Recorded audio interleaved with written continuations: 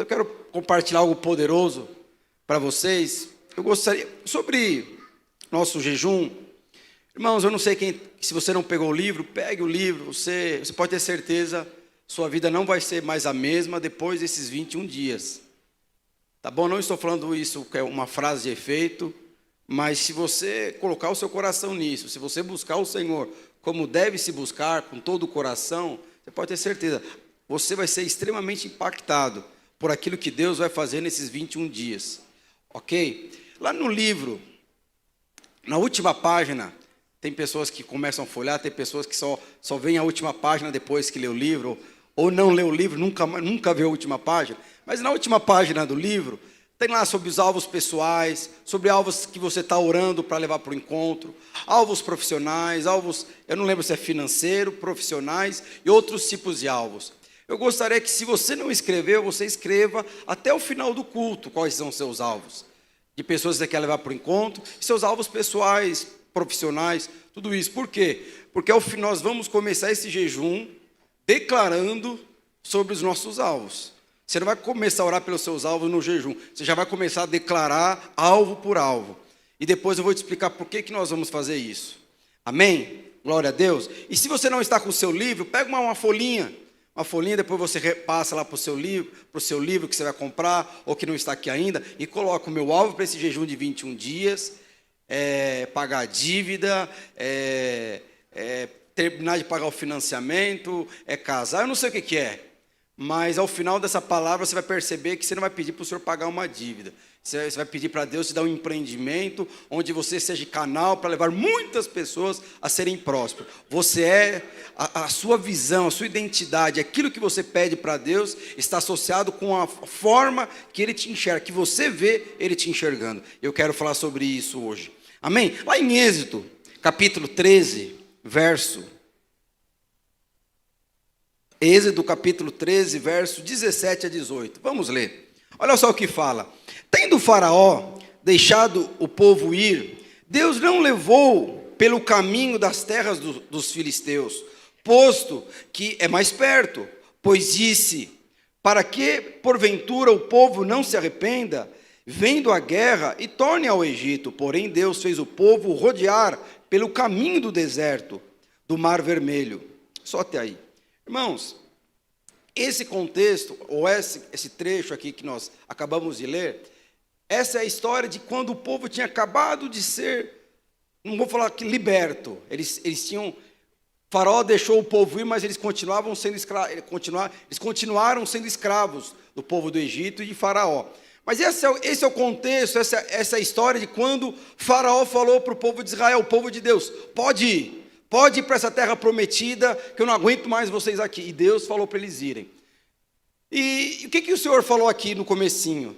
Tendo o Faraó deixado o povo ir, é interessante que o Senhor falou aqui, olha, existem dois caminhos para vocês chegarem na terra prometida, na terra de Canaã, onde mana leite e mel. Tem o caminho dos filisteus, que é muito mais curto, e tem o caminho do deserto, que é perto do Mar Vermelho. E o Senhor falou, nós não vamos pelo caminho mais curto, nós não vamos pelo caminho que traz prazeres momentâneos, nós vamos pelo caminho do deserto. Pastor, mas por que existiam dois caminhos? Da mesma forma que existiam duas árvores lá no Jardim do Éden. O Senhor nunca vai te obrigar a você fazer nada, Ele sempre vai te dar opção. Deus é o Deus Ele é Rei dos reis. Ele não é rei de escravo, Ele é rei de pessoas livres, ele é rei de pessoas que servem ao Senhor por gratidão, por alegria. Ele não é rei de pessoas que fazem coisas para Ele com base no medo, do merecimento. Esse é o Deus que nós servimos. Mas é muito importante você entender todo um contexto. Como o Felipe falou aqui, eu geralmente gosto de contar as historinhas da palavra de Deus, porque todo ano o Senhor tem sido gracioso conosco, e tem, culto após culto, tem chegado pessoas novas, acabado de se converter, e as pessoas às vezes não têm o tempo, de ler a palavra de Deus, conhecer todas as histórias.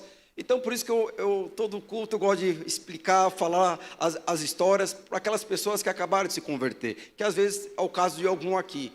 E então, como o Felipe falou aqui, qual o símbolo aqui? A palavra de Deus fala, na verdade é um símbolo. O Egito, ele simboliza o quê? O mundo. Faraó, ele simboliza o diabo. Símbolos, o que são símbolos? São representações, certo? Eu não sei se você sabe, a pomba, aquela pomba, o passarinho, na Bíblia, ele representa o quê? A pessoa do Espírito Santo. O vento representa, símbolo, representa o Espírito Santo. Agora, não significa que o Espírito Santo é uma pomba, é algo representativo. O Espírito Santo é Deus, mas ele é representado por uma pomba. Da mesma forma, o Egito, ele representa o quê? O mundo. E Faraó, naquele contexto, ele representava quem? O diabo. E os filisteus? Quem os filisteus representavam? Porque a palavra de Deus fala, o meu povo não pode ir pela terra, pelo caminho dos filisteus, porque senão eles vão se perder. Então, e Faraó representa quem? Como eu falei, Faraó representa o diabo. E a palavra de Deus fala, se eu não me engano, 2 Coríntios, eu acho que é 4:4, a palavra de Deus fala que o príncipe desse mundo é o diabo. Em outras palavras, quando você coloca o seu prazer nesse mundo, quando você abre mão de coisas legítimas que o Senhor tem te entregado, mesmo em momentos de circunstância, de guerra, de tribulação, muitas vezes você está ouvindo e colocando o seu prazer, mesmo que momentâneo, para demônios. Às vezes você está ouvindo músicas, às vezes você está ouvindo algum programa, se relacionando com pessoas que na verdade são influências do diabo na sua vida. Porque, como a palavra de Deus fala, o príncipe desse mundo é o diabo, mas a palavra de Deus fala também que aquele que habita em você é maior do que aquele que habita no mundo. Então você precisa ter conhecimento, revelação dessas coisas. E aí, o que aconteceu? O Senhor, o próprio Deus falou assim, vocês não vão viver nesse mundo, vocês não vão viver debaixo da influência do diabo, vocês vão viver debaixo da minha influência, vocês não vão viver com base na escravidão, porque vocês são um povo livre. Por isso que o Senhor pediu para que eles não entrassem, não fossem pelo caminho dos filisteus. O que é o caminho dos filisteus? É o caminho mais perto, é aquilo que te dá prazer. Alguém já viu? Sabe aquilo que, quando você não aguenta o processo, muitas vezes de Deus na sua vida para te promover, muitas vezes tomamos o caminho mais perto. Mas o que o Senhor tem para mim e tem para você, o que é? É o caminho do deserto. E o caminho do deserto é o caminho que vai te transformar, para que um dia você possa estar na posição que o Senhor tem para você. Então o deserto é uma bênção. No deserto existe o Mar Vermelho e no deserto existe o Rio Jordão.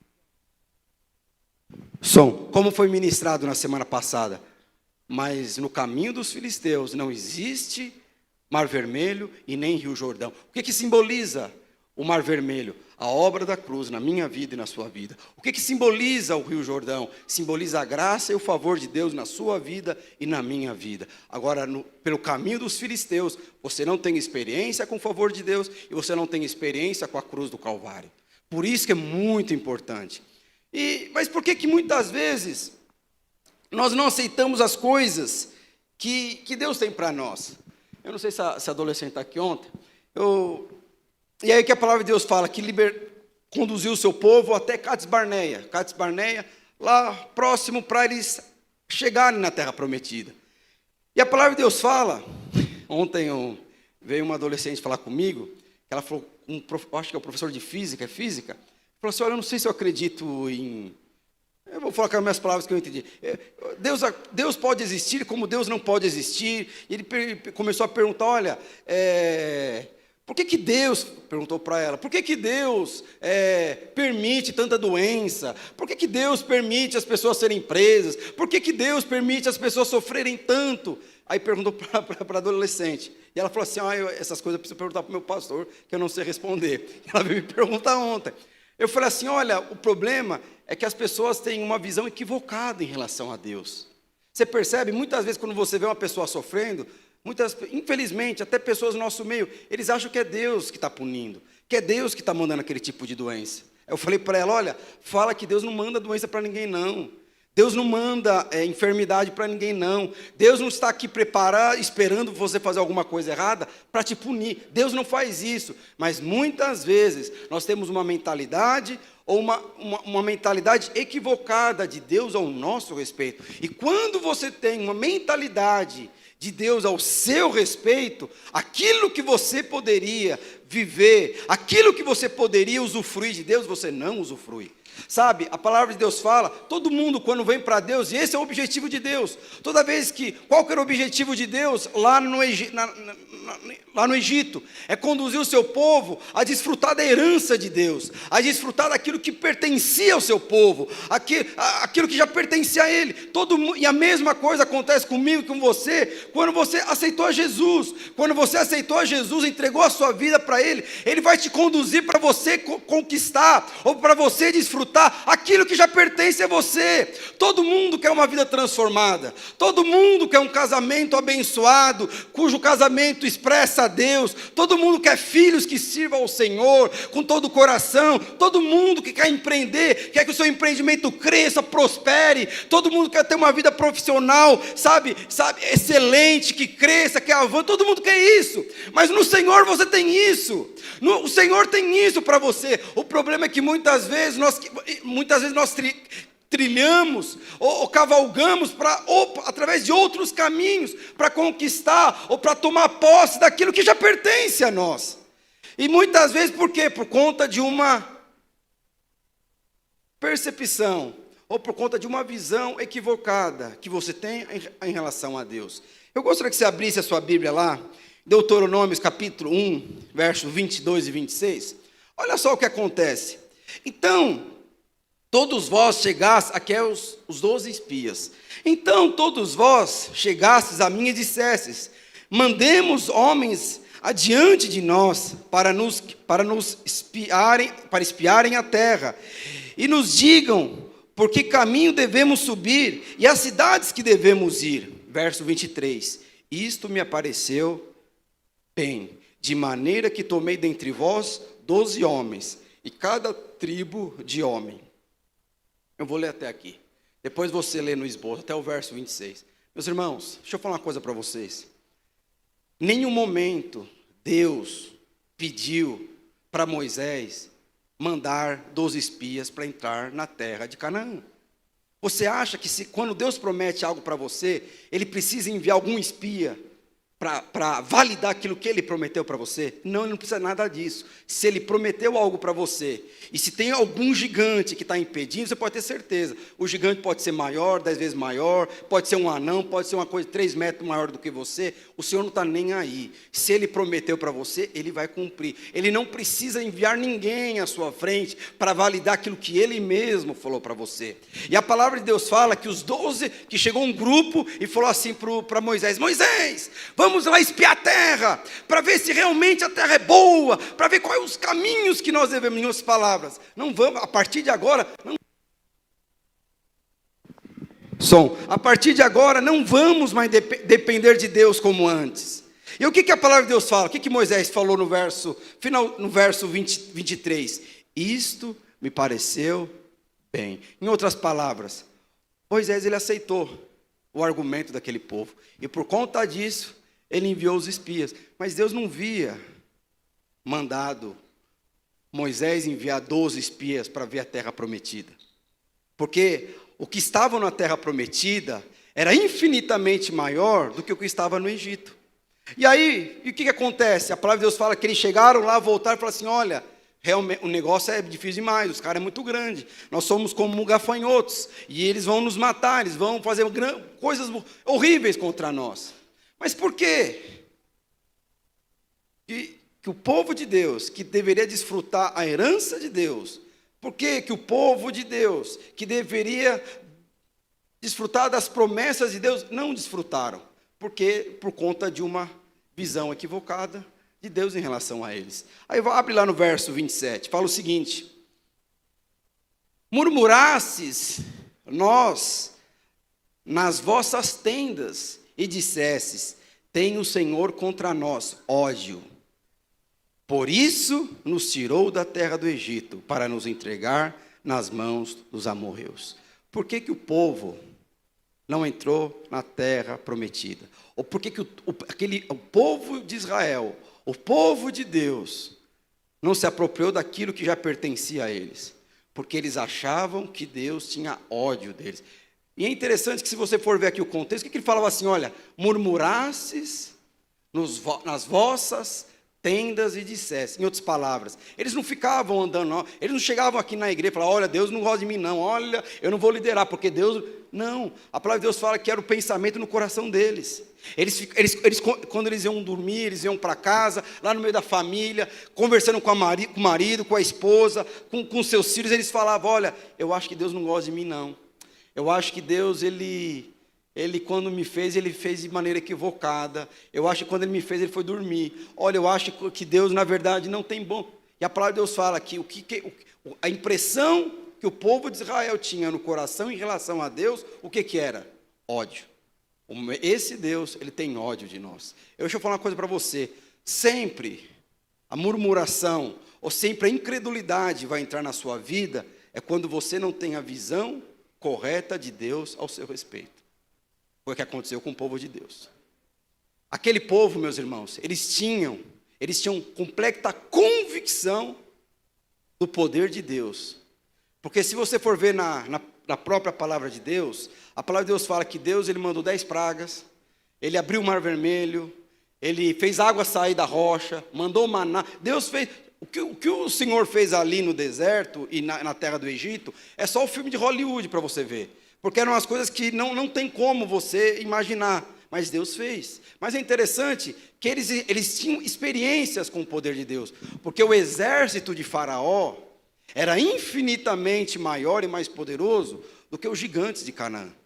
Mas por que eles não enfrentaram? Porque eles não tiveram experiência com o amor de Deus. Por que muitas vezes, você quando vai pedir algo para Deus, a sua boca trava? Porque quando você vai pedir algo para Deus que vai além da sua capacidade natural, financeira, emocional, a sua boca trava. Porque você não teve experiência com o amor de Deus. Você sabe que Deus cura, você sabe que Deus move, você sabe que Deus restaura, você sabe que Deus opera milagre, mas você ainda não teve um amor, uma experiência, um amor de Deus individual sobre a sua vida. E quando você não tem isso, meus irmãos, você não consegue tomar posse daquilo que já pertence a você. Foi por isso que a geração de Moisés não tomou posse da herança de Deus. Por quê? Porque eles achavam que aquilo era muito bom para eles. Eles achavam que Deus não tinha o melhor para eles. Eles achavam que Deus não estava, na verdade, somente esperando o povo pedir para ele responder. Ao contrário, eles estavam pensando que Deus só estava esperando eles pedir para o Senhor falar, não vou atender seu pedido, não vou atender sua oração. E aí, para dar continuidade, o que significa então os filisteus? É muito importante então você entender o que é o Egito, o que é o faraó, mas o que significa os filisteus? Os filisteus representam o mundo? Não representam o mundo. A palavra de Deus fala que algumas coisas representam o mundo. Por exemplo, a Torre de Babel e a Babilônia, na palavra de Deus representam o mundo. O que representa a Torre de Babel e a Babilônia? Representa a religião. Nós vivemos numa geração religiosa. Mas o que é religião aqui? É favor merecido. Você traz o seu Isaac que eu vou te abençoar. Se você não trazer o dízimo, você não vai prosperar. Se você não liderar uma célula, você não vai ser exitoso na sua vida profissional. Então, isso representa mundo. É você servir a Deus imaginando que Deus espera algo de você. Isso é religião. Uma outra coisa que representa o mundo na Bíblia é a Sodoma e Gomorra, que aponta para quê? Para a luxúria, para a prostituição. Então essas coisas apontam para o mundo. Mas os filisteus apontam para quê? O que é filisteu na Bíblia? O que é você seguir pelo caminho dos filisteus?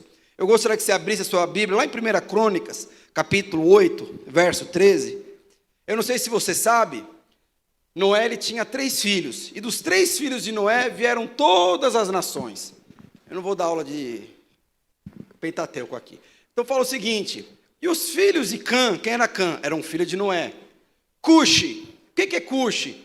É a geração Cuxi, na verdade, é o significado de Etiópia, é a geração da Etiópia.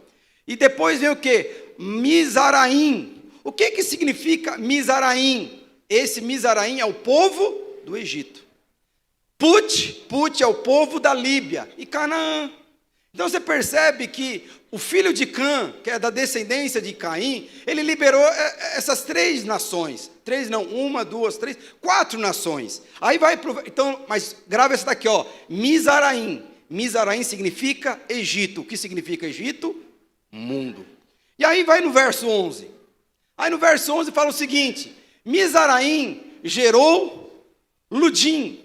e Leabim, e Naphtuim, continua aí, e Partusim, e Casluim, de quem é descendência dos filisteus. Toda essa geração, ou todo esse povo aqui, é descendente de quem? Volta lá no verso 8. Toda essa geração que eu falei aqui, ela é descendente de quem? Mizaraim. Então, na verdade, os filisteus não representam o mundo. Por que os filisteus não representam o mundo? Porque os filisteus, eles foram gerados pelo mundo. Então, os filisteus, na verdade, é aquele povo que tem a natureza mundana. É aquele povo que pensa como o mundo pensa, que deseja o que o mundo deseja. São aqueles povos que foram gerados pelo mundo.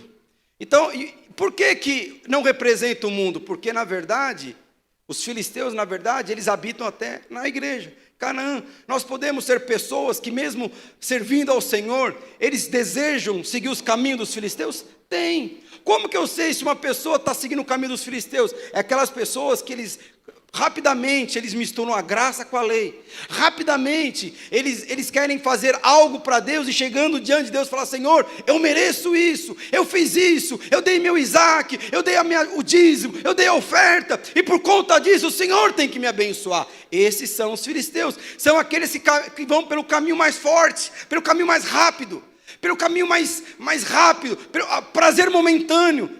Então, se você se identifica com pessoas assim, são aquelas pessoas que não querem passar por onde? Não querem passar pela obra da cruz do Calvário. Então, o que existe no caminho do deserto? A primeira experiência que eu e você temos que ter é a experiência da cruz. O que a cruz simboliza para mim e para você? É na cruz que todo escrito de dívida sobre a sua vida foi cancelada. Então, na verdade, eles tiveram que passar pelo Mar Vermelho. Para quê e por quê?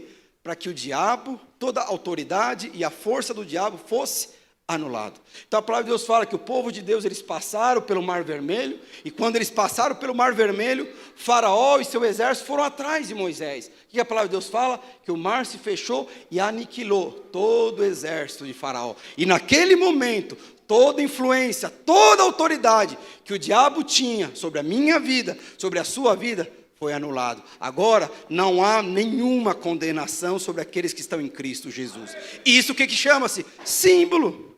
Mas depois, o que aconteceu com a segunda geração? A primeira geração, que é a geração de Moisés. Não é a geração de Josué, é aquela geração que somente passou pelo Mar Vermelho, mas não passou pelo Rio Jordão, porque o Mar Vermelho representa o quê? A morte de Cristo. O que simboliza o Rio Jordão? Simboliza a ressurreição de Cristo. Na verdade, o mar, na Bíblia, aponta para a morte. O rio aponta para quê? Para a pessoa do Espírito Santo. Então, quando nós passamos pelo Mar Vermelho, nós estamos tendo a experiência com a morte de Cristo. Ele morreu pelos seus pecados, ele morreu pelas suas dívidas. E quando nós passamos pelo Rio Jordão, você está ressuscitando com ele. As promessas dele agora vão ser suas também. Essas são as duas experiências, do favor e da graça e da obra consumada da cruz. Isso, o caminho dos filisteus não tem. E muitas vezes, você pode, às vezes, desejar isso. Então é muito importante você entender, o deserto é necessário para a minha vida e para a sua vida. E o deserto não é para Deus disciplinar você, não. O deserto não é porque Deus ele quer levar você para ficar alguns dias de castigo. O deserto, o objetivo do deserto é para que Deus promova você, para que Deus, na verdade, te prepare para uma posição elevada, que vai além da sua capacidade natural. Quando o povo passou pelo Mar Vermelho, o que aconteceu com eles? É Deus falando: vocês vão se vestir dessa forma, vocês vão comer esse tipo de comida, vocês vão usar esses tipos de roupa, vocês não podem falar esses tipos de gírias, vocês vão tratar a minha casa dessa forma. Em outras palavras, Deus usou o deserto para formar aquele povo uma mentalidade de rei. Por quê? Porque essa é a vontade de Deus para mim e para você.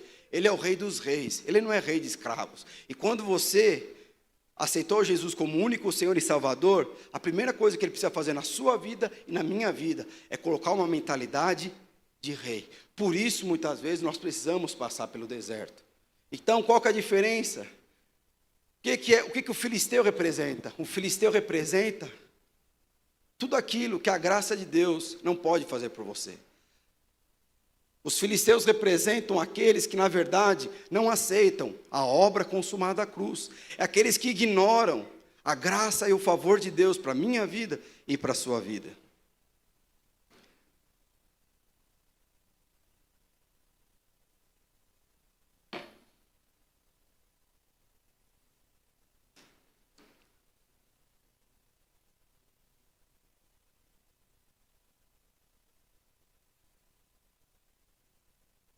Amém. O pessoal do louvor subisse. Meus irmãos, e a palavra de Deus fala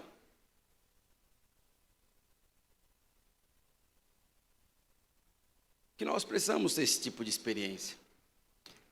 Como eu falei para você, se você até hoje não desfrutou na sua vida pessoal aquilo que você sabe que Deus pode fazer por você, é porque você tem uma visão equivocada de Deus ao seu respeito.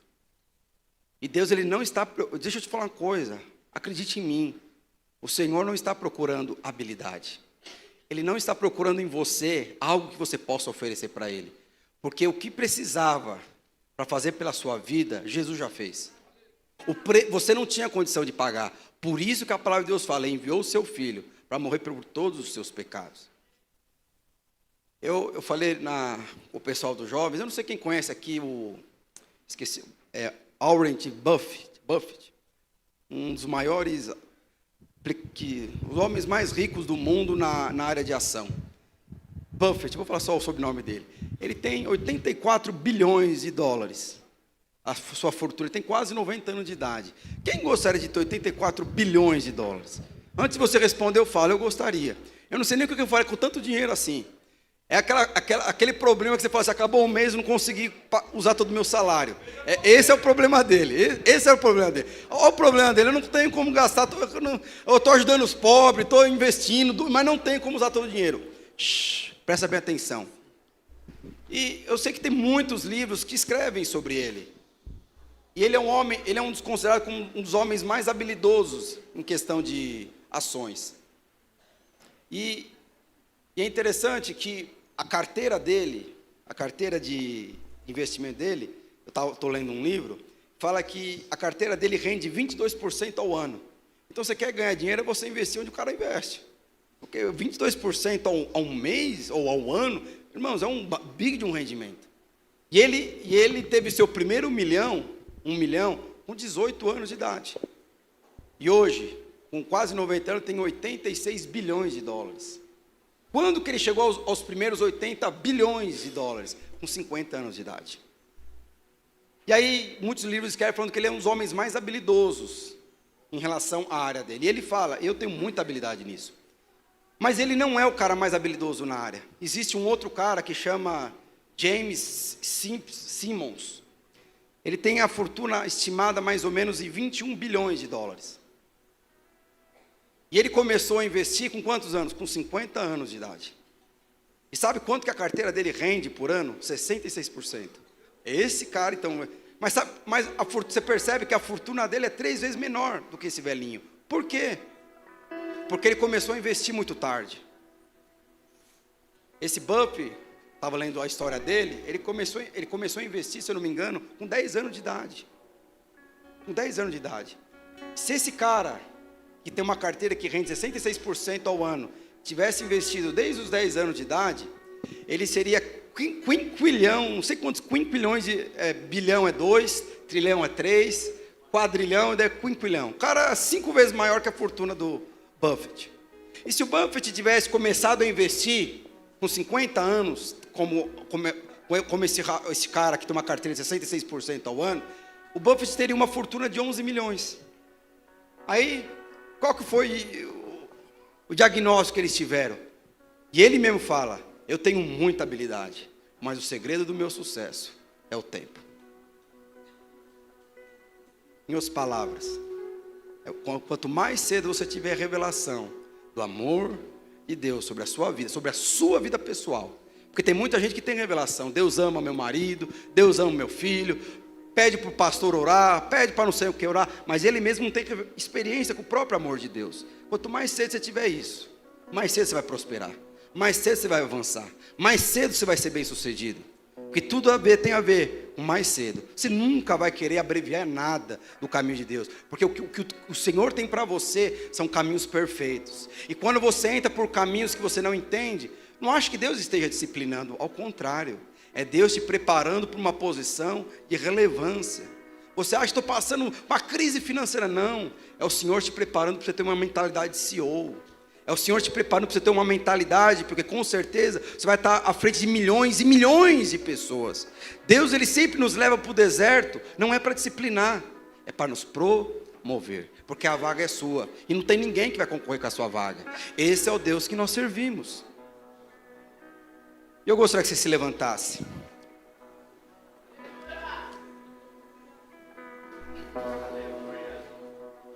E eu gostaria, como eu falei para você, eu gostaria de começar esse jejum declarando, orando pelos nossos alvos. É o seu alvo. É o seu alvo. Mas eu gostaria que você abre lá em Jeremias. Meus irmãos, quando você sabe a expressão, quando você tem a compreensão correta dos sentimentos de Deus ao seu respeito, quando você tem a visão correta de Deus ao seu respeito, meus irmãos, a sua motivação muda, a sua empolgação muda, a sua atitude muda, a sua resposta muda, a forma de você falar, pedir muda. Olha só o que fala, é um versículo muito conhecido, eu imagino que você já leu esse versículo. Então me invocareis e passareis a orar a mim, e eu vos ouvirei. Buscar-me-eis e me achareis, quando buscardes de todo o vosso coração. Serei achado de vós, diz o Senhor, e farei mudar a vossa sorte. Isso é bom? Você quer orar de todo o seu coração? Você quer invocar o Senhor e Ele te responder? Mas é interessante, eu posso falar aqui para você, olha, ora, coloque intensidade, põe o seu coração, que Deus vai mover. Não é dessa forma. Para você orar de todo o coração, você precisa ter uma visão correta de Deus ao seu respeito. Quando que foi escrito esse versículo? Que horas que foi escrito esse versículo? Qual foi o contexto que esse versículo foi escrito?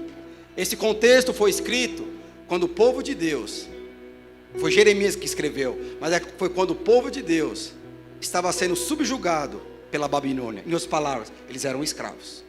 E por eles serem escravos, eles imaginavam, Deus tem pensamentos ruins ao meu respeito. Como que eu posso pedir para Deus me prosperar, se a minha empresa não é próspera? Como que eu posso pedir para Deus me dar uma casa própria, se eu não consigo sair do vermelho da minha conta corrente? Como que eu posso pedir para Deus curar a minha vida, sendo que essa enfermidade é fruto do pecado? Como? Era isso que estava passando, é isso que o pessoal pedia. Como que eu posso pedir para Deus ouvir as minhas orações, se estamos aqui sendo subjugados pela Babilônia? Como que eu, escravo, posso pedir algo para Deus? Aí Jeremias tem uma palavra de Deus para eles. Olha o que Jeremias fala: eis, eu é que sei, verso 11, eu é que sei o pensamento que tenho a vosso respeito, diz o Senhor, pensamentos de paz e não de mal, para vos dar o fim que desejais. O Senhor chegou para aquele povo que era tudo escravo e falou: olha, quero falar uma coisa para vocês, eu que sei que o pensamento que eu tenho sobre vocês, eu não estou aqui para discipliná-los, eu não estou aqui para falar o que vocês fizeram de errado, e não estou aqui para lembrá-los do seu futuro, eu estou aqui para falar que eu tenho pensamento de paz sobre vocês. Agora vocês podem me invocar de todo o coração, e eu vou responder a oração de você. Então buscar o Senhor de todo o coração, de toda a sua força, com toda a sua alma, tem a ver com uma mentalidade e uma visão correta de Deus ao seu respeito. Você pode estar na posição que você esteja, você pode estar passando pela dificuldade que você esteja, Mas nunca pense que Deus tem pensamentos ruins sobre você. Ele tem pensamentos de paz. E quando você tem revelação que o Senhor tem pensamentos de paz sobre a seu respeito, nessa hora, não dá uma empolgação santa? Não dá uma empolgação? Agora eu vou invocar, agora eu vou buscar. Porque na verdade o que me impedia não impede mais. A minha mentalidade e a minha visão equivocada. E aí agora você pode ler essa versão correta. E então me invocarei, passareis a orar a mim, e eu vos ouvireis. Buscar-me-eis e me acharei, quando buscardes de todo o vosso coração, e serei achado de vós, diz o Senhor, e farei mudar a vossa sorte. O que muda a sua sorte, meus irmãos? É você ter uma visão correta de Deus ao seu respeito. Deus já mudou a sua sorte. Deus tem algo poderoso para a sua vida. Deus já tem uma história escrita de sucesso sobre a sua vida. Deus já tem uma posição mais do que elevada para você. Então não abra mão disso. Não entre pelo caminho dos filisteus. Se aproprie da obra da cruz do Calvário. Não há condenação sobre você. Decida viver debaixo da graça e do favor de você. Não tem a ver com aquilo que você fez ou com aquilo que você pode fazer. Tem a ver com aquilo que Cristo fez na cruz do Calvário. Tome posse disso. Quando você tem revelação dessas coisas do Senhor, você pode ter certeza, quando você orar pelos seus alvos, algo vai acontecer. Não vai ter trava mais. Aqueles que oravam, eu não posso pedir, parece que tem uma trava. É sua mente falando você não pode. Agora sua mente está ali para falar, você pode e deve. Deus não está aqui, Deus ele está só esperando você pedir para ele falar, é seu. Deus está só esperando falar assim, declara, está declarado. Esse é o Deus que nós servimos, e essa é a autoridade que nós temos, porque Ele é o nosso Pai, e Ele nos ama. Vamos louvar o Senhor. Depois de alguns minutos, você vai pegar os seus alvos, e nós vamos começar esse jejum, declarando. Se tem alguma coisa que você estava em dúvida, eu imagino que a dúvida foi cessada agora. Você vai começar a pedir algo que tem a ver não com a sua capacidade, mas com a capacidade de Deus. Não olhe para a sua limitação, mas olhe para a abundância de Deus. Não olhe para aquilo que você acha que você não pode. Olhe para o Deus do impossível. O Deus aqui simplesmente é para fazer o impossível na sua vida, que para Ele não é possível. Mas antes, vamos louvar o Senhor.